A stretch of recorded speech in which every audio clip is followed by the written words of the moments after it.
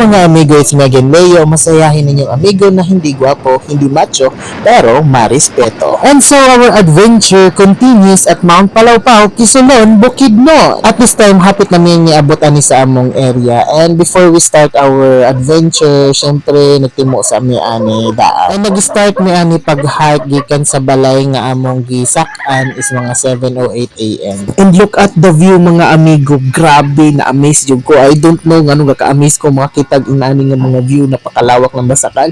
So refreshing talaga sa mata. As you can see that mountain in front of me, yes, wala mo na sayop. Deha gid ni padulong. Ambot og kaya baka. But before that mga amigo, I don't know why gaka-amaze jud ko, gaka-starstruck ko basta makita kong ingon ani nga mga view. Oh my, mura kag gaka-refresh, gakawala ang imo sa pag problemado ka pero kanimo palibot na. Igna kog bakakon na lagi. Mga tingog lang sa langgam ang imong gakadunggan, ang presko nga hangin imong gakasimhutan, dili ang mga marites nga puro na lang chismis. Di ba tama ko? And so mga amigo, back to our adventure. Yes, wala pa gid mi, layo pa kay Meni sa tinuod lang. Actually dili pa ni mao kay padulong pa lang gid Meni sa ilan dito sa Mount Palawpaw. Munaog niya ning bundok niya. Musaka na pud mig bundok ha? Oh, mao to. Basta kay naugon pa namo ning bundukan ni. Basta murag ingon pa nila tapalang mi sa ikugan sa Mount Palawpaw. Agi pagod ni ana sapa. Mao nang sa sugod pa lang sa among adventure, challenging na gyud kaayo siya. Kay siyempre dili pa mo makaabot dito sa ilan sa Mount Palawpaw, nangahago na mo. Unya, paningto na pod mo. Pero sa karon nga itsura, murag presko-presko pa kaayo ta. Kay wala pa man nagsugod ang atong tunay na bakbakan. Well, kapanawag ni ani mga amigo, ang tingog sa tubig dito, murag panguhit na ba nga. Uy, pero lagi ang itsura lami gid sa liguan. Pero unya wala man dali ani diri para maligo. Kay antoyo na to diri aron manaad. Kita nyo yan, dyan kami pupunta. Mararating din kita dyan maya-maya ka lang. Pero gahisitan ta ko anid lagi sa akong kaugalingon kaysa wala pa mi nagsugol, wala pa mi kaabot sa ilan sa Mount Palawpaw lagi. sorry, excuse me po. Bitaw, go back to our topic. Kanang naghisitan ko ni sa kagalingon. Kaya wala pa may kaabot sa tiilan dito sa among pagasakaan. Grabe palpitate na ko ani, gakahago na ko, panaog palang gani. Unsa na lang kato nga dito, patungas mi. Tapos init po yung kaayo. And look at this hanging bridge. Pa-style po kay kawayan. Unya kada baklay ni mo mauyog siya tapos akong gakatamakan murag gakalusot akong tiilan. But yeah, it's part of our mission. Pero nakaya naman po. Di man po nga nakataas ang hanging bridge. And after sa hanging bridge tungas na po ni ani gamay and take note dilim pala mao. Grabe na gid akong hangak ana actually sa tinuod lang. Madungog man po siguro ninyo sa akong hinangusa. Pamatian ninyo mura na siya iro nga gahalhal.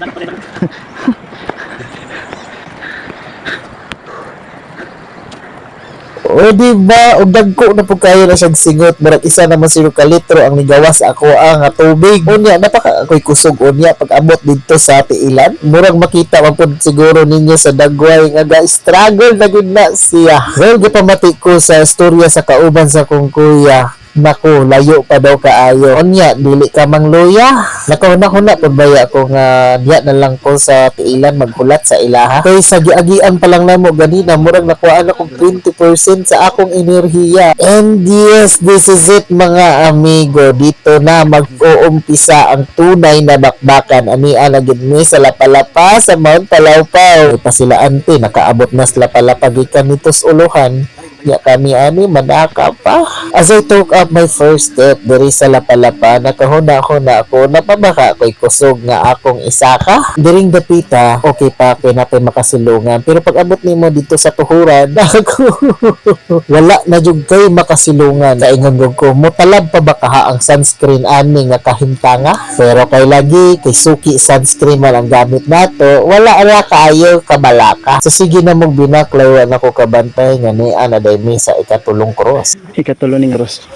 Uy, Sige na kog hangaron ang finish line kay ingon ko murag layo pa man kaayo. Unya taas-taas ta pabaya mo nabaklayan pero murag wala pa man tawon mi nakatunga. Unya gakabalaka na pug ko sa usa na mo kakauban kay murag naluyahan na gid siya. Kay ingon jud ko nga makaabot pa baka mi anis tumoy-tumoy kay mura man gyud 50% na lang nabilin sa among kusog aning orasa. Unya feeling nako wa pa mi kaabot sa bagtak aning bukira. Unya kakita naman pug ko nga ning lugsong nga harang hagua. Mo na Ginoo ikaw na lang gyud ang bahala ani sa amo Layo pa kayo.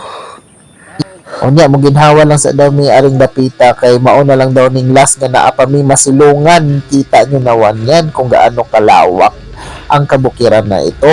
Ug sa wala na mo damha ang usa na mo kakauban nawad-an na gid siya og kusog og nang luspad na gid siya. Ug may gani na ako'y dala ani nga payong nga iyang magamit para iyang masilungan. Ug may gani na dala nga kape ang usa kakauban ni kuya ug mao'y among gipatungab sa iyaha. Ug aning orasan na ngayon na siya og white flower ug gitabangan na namog hilot ang iyang mga kamot. Makapadayon pa ba kahaami kung among kahimtang ingon ani? Di jud baya ang tanamo ni siya palingkuron aron dili mo samot iyang kalipong. Unya kay ngit-ngit na magid kuno iyang pananaw. Ug kung mawad-an ni sa og malay, yung lisod gyud kayo ni among kahimtang nga gamay nimo nga lihok dito gyud ka sa ubos po nito. Unya nagpabili na lang siya ato nga area kay aron makapadayon daw mi sa among pagsaka. Pero ug kung makaya na niya maghinay-hinay na lang daw siya og naog. Ug dito na lang siya magkulat sa amoa. Ug kaning orasa nang luya na gyud pud mi. Grabe na kay kakapoy. Ug gakaanam na pud og kabug-at ang among mga tiil.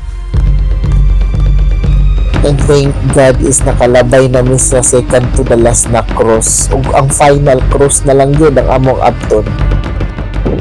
And yes, at exactly 9:29 a.m. we reached the peak of the mountain of Mount Palawpaw.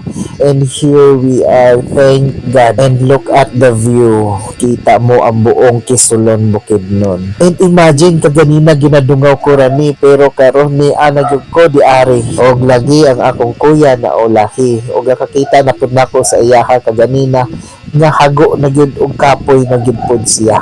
And thank God we both make it. Mang naog na pud mi. Pinakalim sa tanan. And year after an hour, mang naog na gid pud mi. Ganana gyud ang kinabuhi. Kay pagkahuman nimo sa usa, try another goal na naman. Luuya sa akong 3,000 nga sapatos. Igo na pud niya ni nagpahulay usa ka oras pambawi ilang og kusog para pagnaog. And another challenge starts here. Pugong na pud taani sa atong tuhod kay og di ka kabalog pugong ay diretso gyud ka dito sa ilan. Hindi masyadong kita dito sa video pero sa personal grabe napakatarik talaga ng daanan. Og wala na kay ko ka video kay nalubat na ko. Just up na aming videos. And kanina wala na ako na videohan ang among pagnaot dito sa Mount Palawpaw. Dahil lagi kuan pa na nulpat na akong cellphone. At happy siya pero at the same time happy kasi nga di ba ang achievement goals.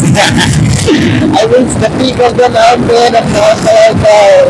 Diba? So, diba na, hindi na pag-bili na ito ma-surviving. Lagi kasi di kaya lang sa raga.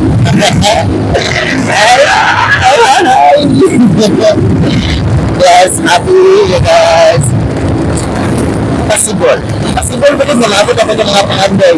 And this is na, mali sign for me. Diba? Na to reach my goals.